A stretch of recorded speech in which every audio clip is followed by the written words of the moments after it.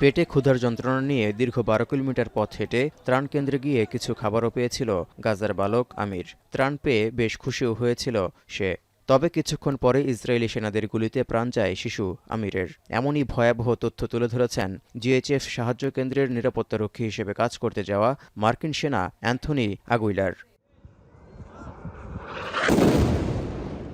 অনাহারে ধুঁকতে থাকা গাজাবাসীর উপর এভাবেই হত্যাযজ্ঞ চালাচ্ছে ইসরায়েল। এ নিয়ে ২০২৩ সালের ৭ অক্টোবর থেকে এখন পর্যন্ত গাজায় ইসরায়েলি হামলা ও অপুষ্টিতে প্রায় ১৮,৬০০ শিশু নিহত হয়েছে। গাজা উপত্যকায় ভয়াবহ খাদ্য সংকটের কথা স্বীকার করেছেন মার্কিন প্রেসিডেন্ট ডোনাল্ড ট্রাম্পও। তবে এর জন্য ইসরায়েলকে নয়, দোষারোপ করেছেন গাজা ভূখণ্ডের স্বাধীনতাকামী গোষ্ঠী হামাসকে। জানালেন খাদ্য সহায়তার জন্য $৬০ মিলিয়ন সহায়তা দিয়েছে যুক্তরাষ্ট্র। Oh, it's terrible what's occurring there, yeah. It's a terrible thing. People are very hungry. You know, the United States gave $60 million for food. Part of the problem is Hamas is taking the money and they're taking the food. বিশ্বজুড়ে তুমুল সমালোচনার মধ্যে যুক্তরাষ্ট্র Israel পরিচালিত GHF খাদ্য বিতরণ কেন্দ্র পরিদর্শনে যাচ্ছেন মার্কিন প্রেসিডেন্ট ডোনাল্ড ট্রাম্পের বিশেষ দূত স্টিভ উইটকফ। তিনি দ্রুত সরবরাহ নিশ্চিতে কাজ করছেন বলে জানিয়েছে হোয়াইট হাউস।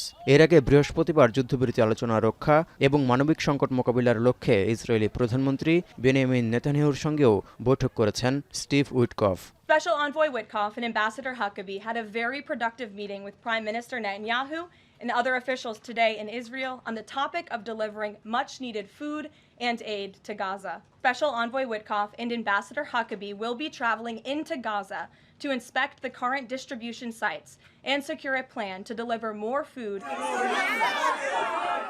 এদিকে জাতিসংঘের ১৯৩টি সদস্যের মধ্যে ১৪২টি দেশ ফিলিস্তিনি রাষ্ট্রকে স্বীকৃতি দেওয়ার বিষয়ে একমত হয়েছে। এতে ফ্রান্স সহ ইউরোপের বেশ কয়েকটি দেশের সঙ্গে যুক্ত হয়েছে কানাডাও, যা ইউরোপের সাথে কানাডার ক্রমবর্ধমান জোটের ইঙ্গিত রয়েছে বলে মনে করছেন বিশ্লেষকরা। ধারণা করা হচ্ছে যুক্তরাষ্ট্রের সঙ্গে বৈরিতায় ভবিষ্যতে ভূ রাজনীতি ও বাণিজ্য সুবিধার দরজা প্রশস্ত করতেই ইউরোপের দেখানো পথে হাঁটছে কানাডা।